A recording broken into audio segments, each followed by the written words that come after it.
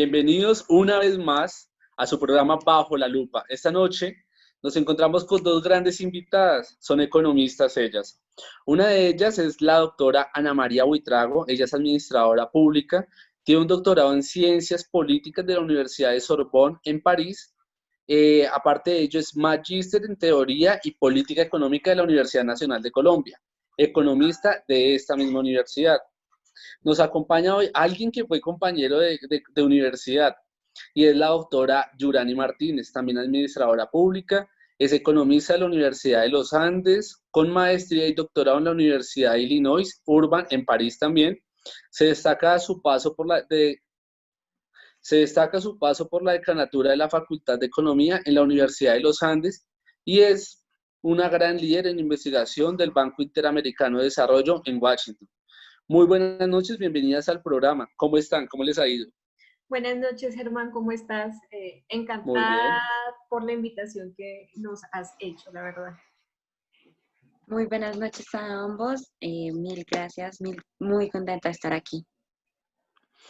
Hay algo que me llama la atención, es que las dos hacen parte de ideas y pensamientos muy diferentes. ¿Cómo fue el proceso en la universidad? Ustedes son egresadas de la SAP, ¿verdad?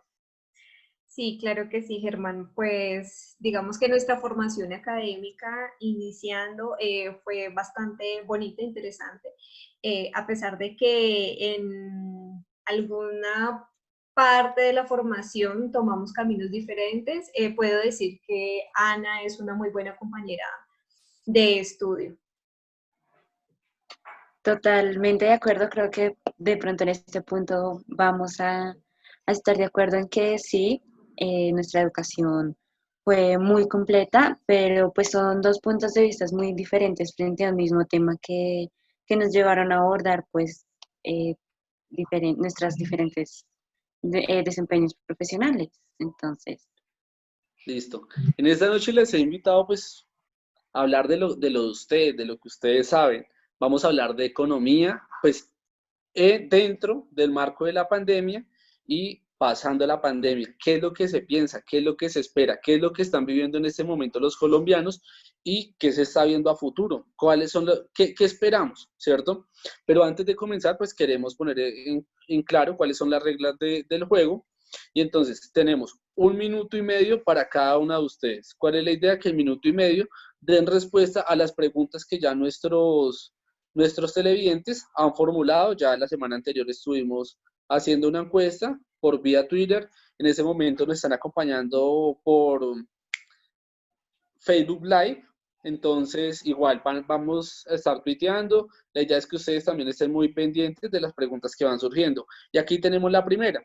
Resulta que la economía está teniendo grandes impactos y es a nivel latinoamericano. Pasa algo curioso y es cuando en Latinoamérica pasa algo, se siente el impacto dentro de todos los vecinos, ¿cierto? Colombia es uno de esos vecinos. ¿Qué va a pasar? ¿Qué va a pasar en Colombia?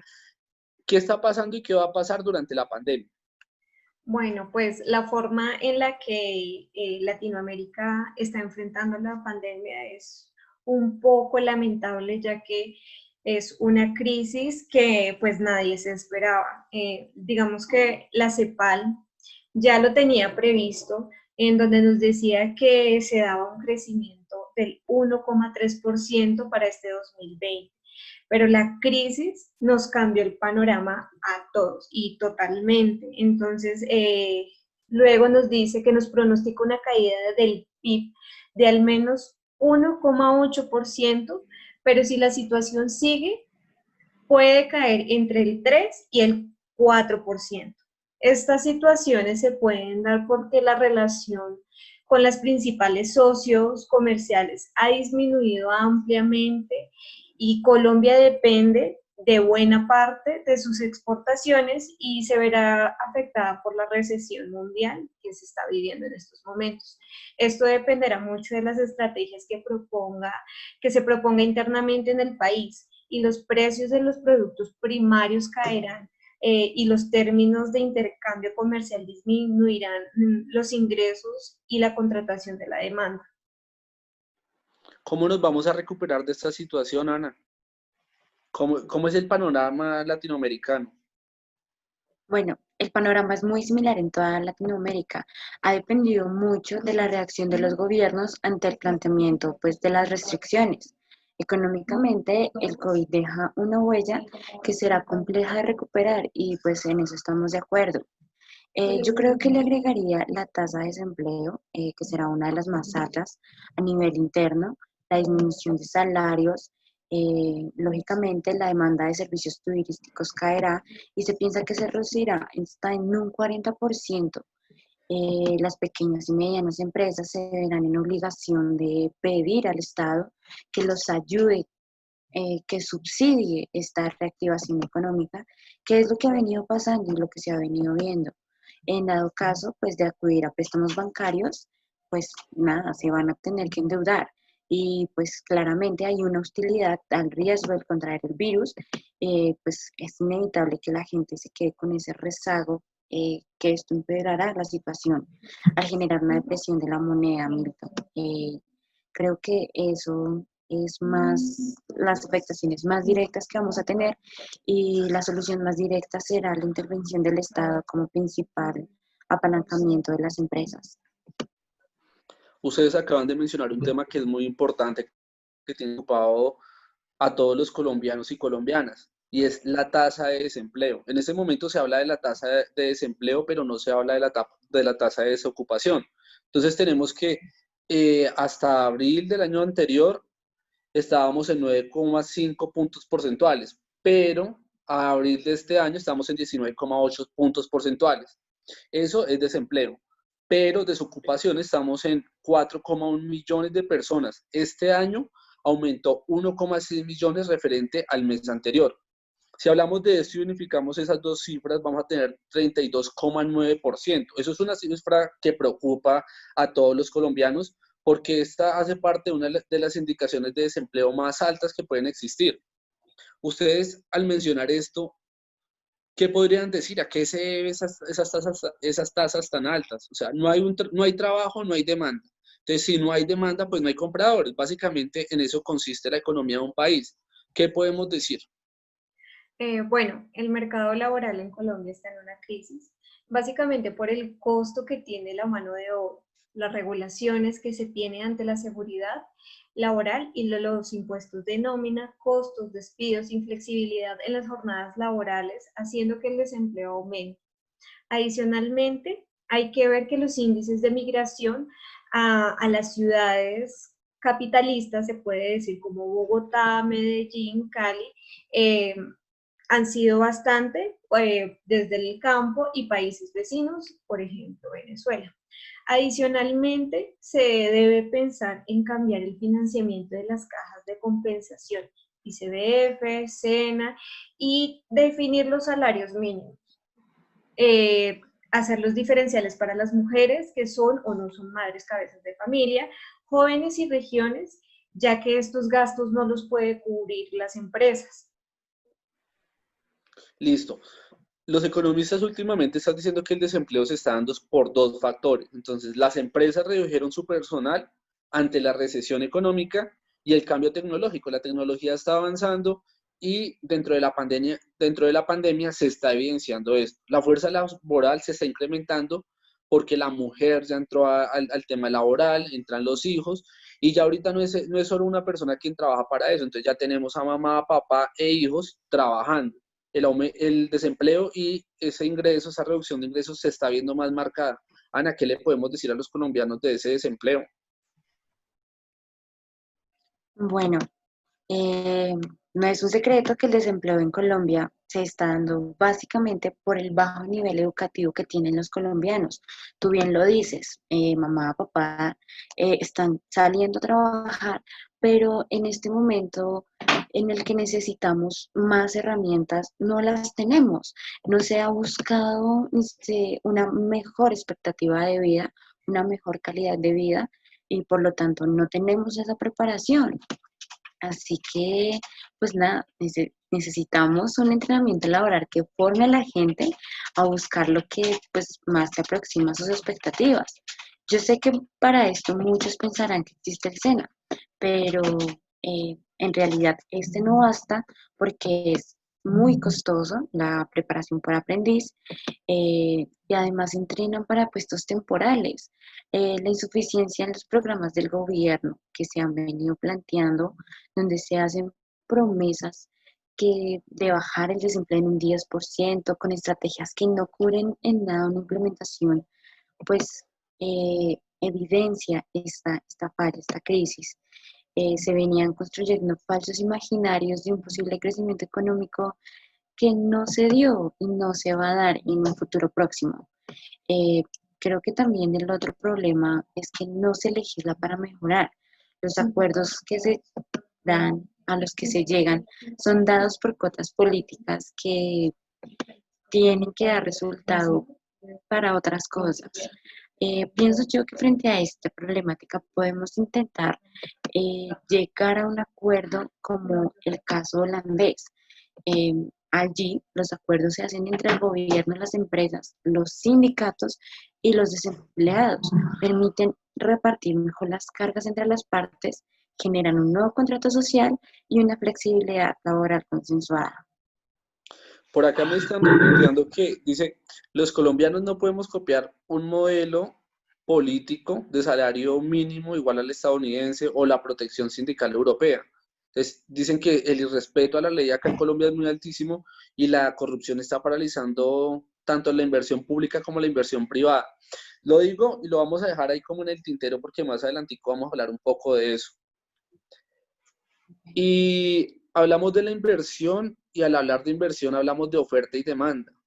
¿Qué efecto se va a ver dentro de eso? O sea, en oferta y demanda, ¿qué está pasando ahorita y qué va a pasar?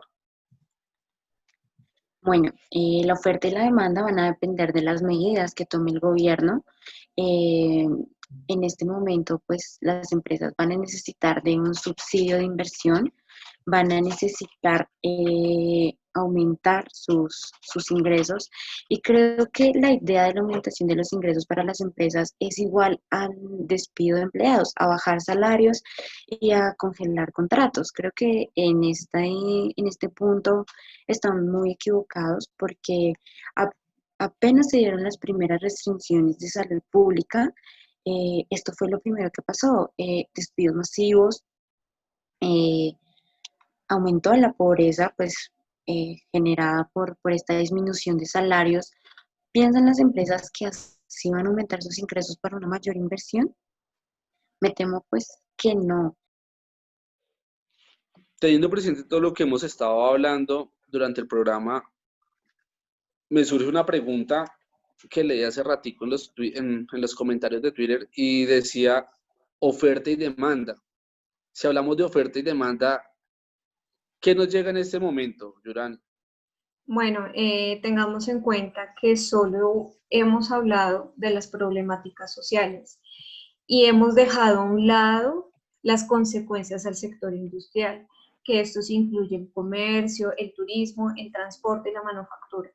Esto evidenciará la quiebra inminente de empresas porque el distanciamiento implica desaceleración de la producción o incluso su interrupción total. Al disminuir la oferta de productos, asimismo tocará disminuir la intensidad horaria de los trabajadores, al igual que los salarios.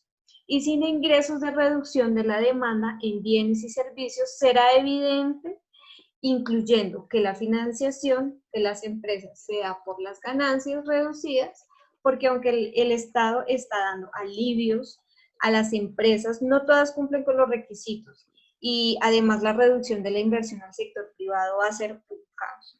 ¿Quién va a querer invertir en algo que no va a producir? Creo que nadie, ¿no? Permíteme un segundo, por favor, Milton, porque entiendo muy bien tu postura, Yurani. Eh, Tengamos en cuenta que en un mercado normal el equilibrio es casi perfecto por medio de los precios, pero en un momento tan crítico como este, nada es perfecto. El mercado se está distorsionando, se le está diciendo al consumidor qué debe consumir y en qué cantidades. Hay productos que se sortean bajo la mesa, se le asignan precios, se acaparan productos, nacen monopolios nuevamente. se da una imagen de escasez en cualquier momento para disparar el precio, atentando contra el libre mercado y la competencia leal. Yo creo que se hace necesaria una intervención del Estado para regular los precios y como un ente rector en este sentido. Ana, qué pena, pero en estos casos no hemos conocido ningún, o sea, sí, realmente ningún caso. Y creo que si se conociera, la invito a que denuncie. En estos momentos nadie ha hecho una denuncia formal donde nos diga que los precios o que se han venido creando monopolios, como obviamente usted lo está diciendo. O sea, los precios son reales por la dificultad que genera no poder movilizarse de una manera libre y inestable por el alto precio del dólar. Pero los precios son reales y no hay denuncias formales que digan que se han creado monopolios en esta época de pandemia. Ustedes han venido hablando de un tema muy importante y ese tema es el consumidor. Un consumidor que está preocupado, que viene de un confinamiento, que ha sido expectante de la especulación que se le hacen a los precios. El consumidor no cree en los precios. Ana, ¿qué podemos hacer para recuperar esa confianza? Bueno, a causa de esta coyuntura que estamos cruzando, y sí, tienes razón, se ha desencadenado esa desconfianza por parte del consumidor, motivo claramente de la demanda y la propensión al consumo, pues van de la mano con el empleo. Las altas tasas de desempleo han generado también un bajo consumo y pues creo que debido a todo este cese comercial y productivo de la mayoría de sectores, pues se está dando esta baja producción, esta inflación en los precios y sin embargo sigo creyendo que el pilar fundamental para recuperarnos es que se genere más trabajo, impulsar los demás factores del empleo y ahí es donde se podrá recuperar dicha confianza del consumidor. Podemos crear y ejecutar desde el gobierno un sistema de empleo público al que se acceda fácil y rápidamente, cubriendo la gran cantidad de despidos que se dieron, ayudando también al sector privado, abriendo un espacio para emplear en ambos sectores y no sé, se le puede otorgar un beneficio, una reducción en los impuestos, de manera que se logre una contratación masiva, que se balancee nuevamente, se normalice la tasa de desempleo y al aumentar nuevamente la capacidad adquisitiva de las personas, eh, estas vuelvan a, a consumir. Asimismo, se puede crear una política de consumo en el que se le otorgue un beneficio o unos descuentos, puede ser un descuento eh, prolongado en lo que resta del año para productos como el de la canasta familiar que sean de producción nacional, lo que desencadenaría nuevamente en un alto consumo, en una credibilidad por los precios y en un aumento en la demanda de bienes y servicios. ¿Qué opina de esa manera de conquistar al consumidor? O sea, ¿sí tenemos que ceder tanto o tenemos que ser un poco más mano dura? Bueno, para recuperar la confianza del consumidor, debemos inyectarle una fuerte cuantía al sector bancario, ya que si hay una gran oferta nominal, esto permitiría que los consumidores puedan acceder fácilmente a créditos u otros productos ofrecidos por la banca. Esta iniciativa de libre acceso a dichos productos podría aumentar los ingresos de una manera indirecta para que asimismo puedan mejorar su calidad de vida en términos de poder adquisitivo, con el fin que haya un mayor provecho en la compra de bienes y productos que se reforzarían en cooperación con la banca central y obviamente con la política inflacionaria, planteando un manejo en la tasa de interés de manera compartida con el fin de evitar procesos inflacionarios y deflacionarios, para que así el consumidor siga accediendo a los diferentes espacios desde el punto de vista económico. Eso me hace pensar que se está dando un desequilibrio en la balanza comercial. ¿Por qué lo digo? Porque a febrero de este año tuvo un ascenso de 755,5 millones de dólares, mientras que en 2019 el déficit fue de 582,4 millones de dólares. Entendiendo lo de la balanza comercial de esta manera, ¿podría indicarnos cómo esto afecta al país y en qué medida debería ser entendido esto? Bueno, es muy sencillo de entender. Decimos que cuando la producción del país no puede hacer frente a la demanda, las importaciones de otros países se incrementan. Pero esto no quiere decir que sea precisamente dañino o negativo para el país, porque frecuentemente se corregiría con el tiempo. Este incremento en bienes importados de otros países hace que desciendan los precios para los consumidores en el país, en la medida en que la competencia extranjera se incrementa. Así las cosas, podríamos decir que los precios bajos ayudan a reducir la amenaza de una inflación en la economía del país y un incremento en las importaciones, teniendo en cuenta que este incremento en la variedad de los bienes y servicios disponibles para el país, seguidamente de un déficit comercial, podría indicar que hay una economía en crecimiento y esto puede ser favorable para los consumidores nacionales de exportaciones que pagan precios más bajos. Ana, ¿estamos de acuerdo con lo que nos dice Yurani o más o menos? La veo hacer caras, eso me preocupa cuando hacen caras. Pues bueno, es debido a que yo lo entendería muy diferente y lo haría de la siguiente manera. Por un lado está el aislamiento que provocó la pandemia. Este se puede convertir en una oportunidad de exportación en sectores que han presentado un desabastecimiento por parte de países productores, pero esto no está sucediendo en Colombia, ya que ha aumentado las compras de productos y servicios del exterior. Sus importaciones son mayores. Cuando sus importaciones han sido superiores a las exportaciones, eh, esto hace que se mantenga una tendencia negativa en la balanza comercial. Vemos también que la inflación se va a disparar y lógicamente esto va a afectar al bolsillo de los colombianos. El 17% de la canasta familiar es importada. Ahora bien, si a nosotros nos vendieron una falsa ilusión de que el Tratado de Libre Comercio promete mayor exportación y que no iban a caer y que no iban a caer las exportaciones frente a las importaciones, en estos momentos es lo que está pasando. Entonces, vemos que no es una realidad.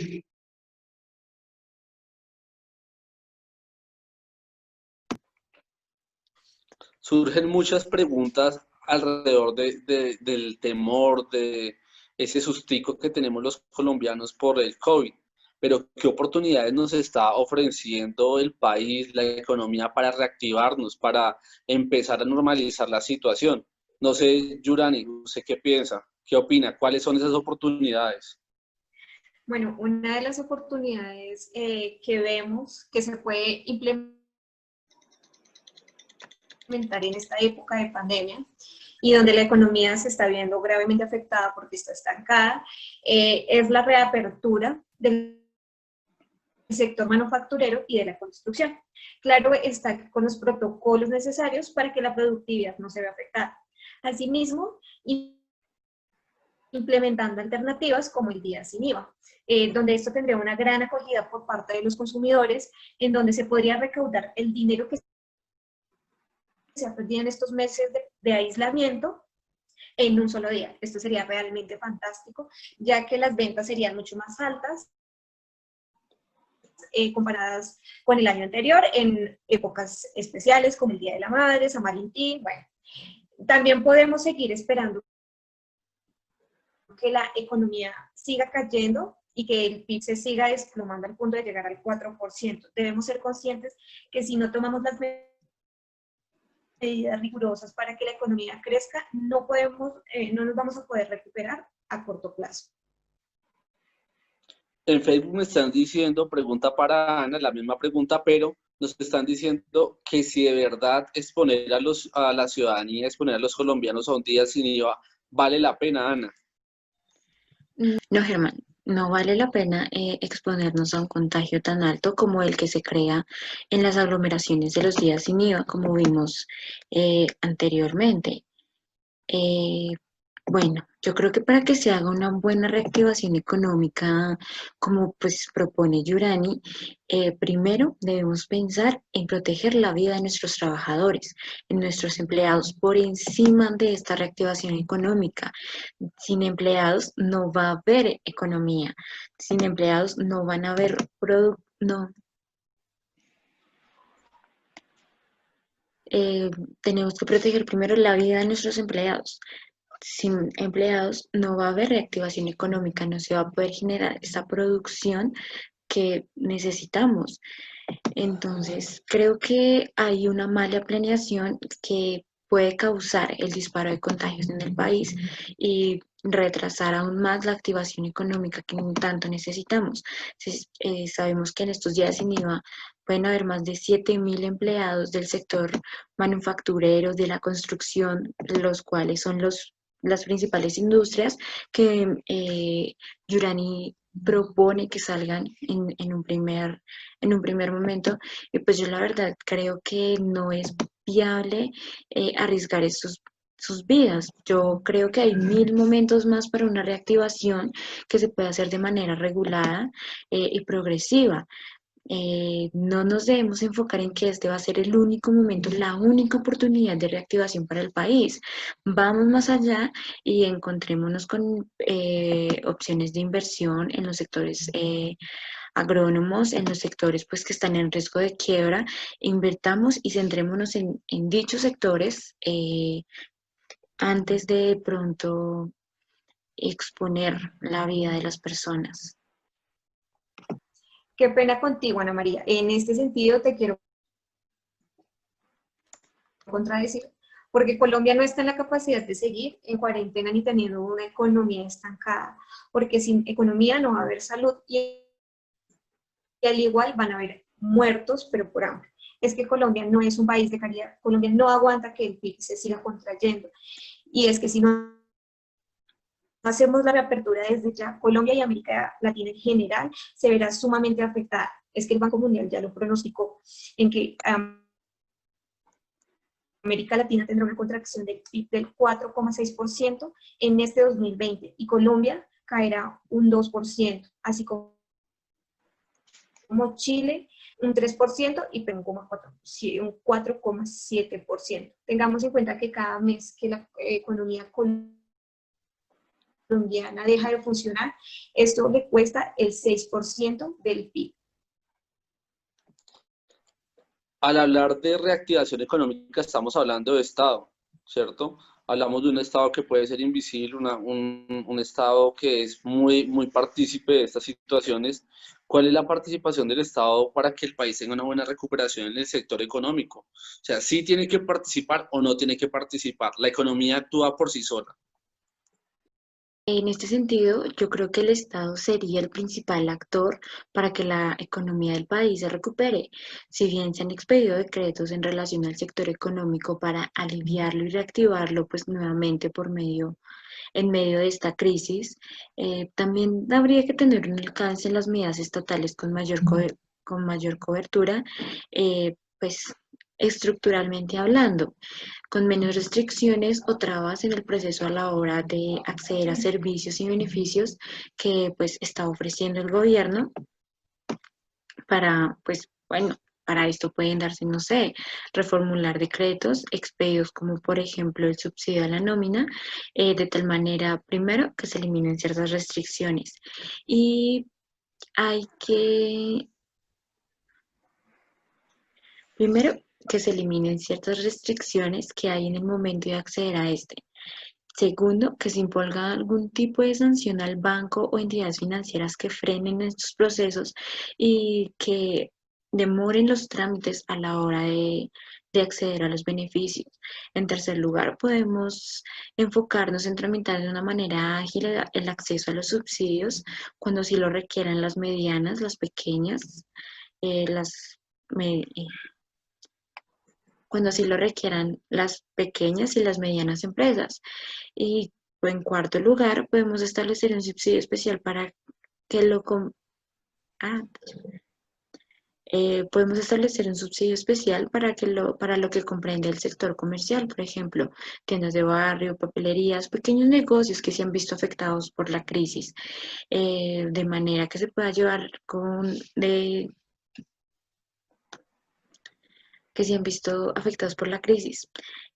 Asimismo, pues la participación del Estado debe darse por medio de la intervención en la contratación masiva y por último, el Estado pues se haría una buena inversión en el sector agrícola. Quiero centrarme mucho en este punto, recalcarlo, pues de esta manera se podría aprovechar que hay la demanda que crearía el ampliar la producción y pues llevarlo a otro paso un poco más ambicioso que sería exportar a los países más cercanos. Nos quedamos, o sea, solo con la inversión nacional, ¿sí? O sea, solo con lo pequeño, nos quedamos con las micro y pequeñas empresas, ¿sí? Yurani, ¿nos quedamos con solo las pequeñas o qué podemos hacer?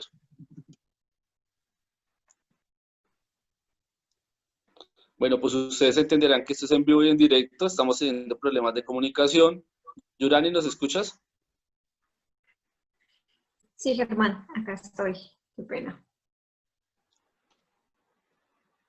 Está un poco mala la señal, pero bueno. Yo considero que el sector, el Estado,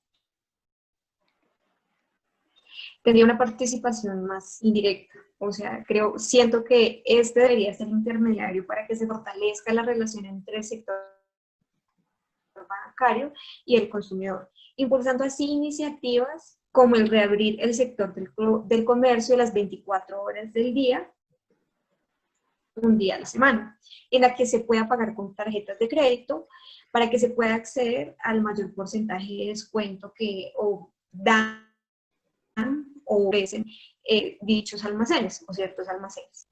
Bueno, otra medida podría ser que los incentivos para el sector bancario o sea,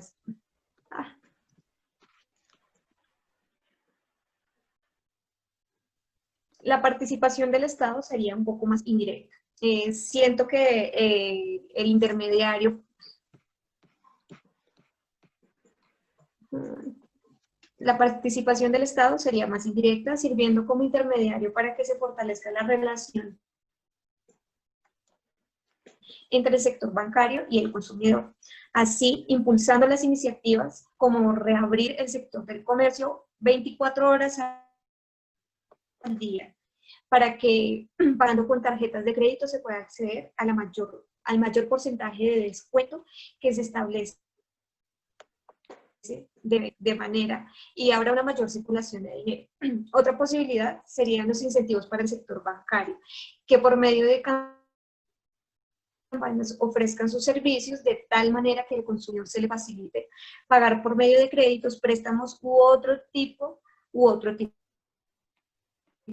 que ésta pueda acceder a una buena oferta de bienes y servicios sin limitaciones y que su poder adquisitivo crezca de tal manera para que se pueda mantener estable la inflación de acuerdo a la cantidad de productos consumidos por parte de los consumidores. Fue muy grato para mí tenerlas acá en nuestro programa. Era una cita que teníamos pendiente hace mucho tiempo. Quedan en el tintero muchos temas, quisiéramos aclararlos, pero el tiempo en televisión es muy costoso, ustedes no se imaginan. Estos 40 minutos que nos dieron fueron lo más preciado. Me gustaría que cada una de ustedes diera una conclusión para podernos ir. Bueno, Yo considero que las medidas que ha implementado el gobierno de Iván Duque para mitigar esta crisis económica han sido acertadas. Si seguimos con estas iniciativas, Colombia se podría recuperar rápidamente, teniendo en cuenta que varios expertos en el sector económico nos han afirmado que esta crisis podría ser un efecto rebote. Entonces, así las cosas, a un corto plazo, sería muy bueno para Colombia. Bueno, yo creo que la mejor apuesta en esta situación de crisis es emplear herramientas que incentiven los efectos multiplicadores tanto en la inversión como en el gasto público, de modo que se incremente el poder adquisitivo de las personas y la demanda agregada de las familias asimismo aumente, generando un círculo virtuoso que no solo reactive, sino que estabilice la economía del país. De ahora en más, podemos empezar a pensar en una economía de desarrollo que masifique el bienestar social en lugar de una de crecimiento. Yo recojo un par de ideas a raíz de todo nuestro programa. Considero que es importante no exponer ni al consumidor ni a los productores, sean de pequeñas, medianas o grandes industrias. Es importante estimular a los colombianos, educarlos en economía para reactivar la economía, porque la responsabilidad hace parte de la inteligencia social. Pedimos disculpas a todos nuestros televidentes por las dificultades que tuvimos, pero estamos en vivo y en directo, estamos en lugares muy apartados del país y eso nos ha dificultado un poco la transmisión, pero agradecemos por su paciencia, les agradezco a Ana, le agradezco a Yurani por el tiempo que invirtieron acá con nosotros. Esperamos tenerlas en una próxima oportunidad. Recordarles que si quieren volver a ver nuestro programa lo pueden encontrar en redes sociales, en la YouTube, en nuestro canal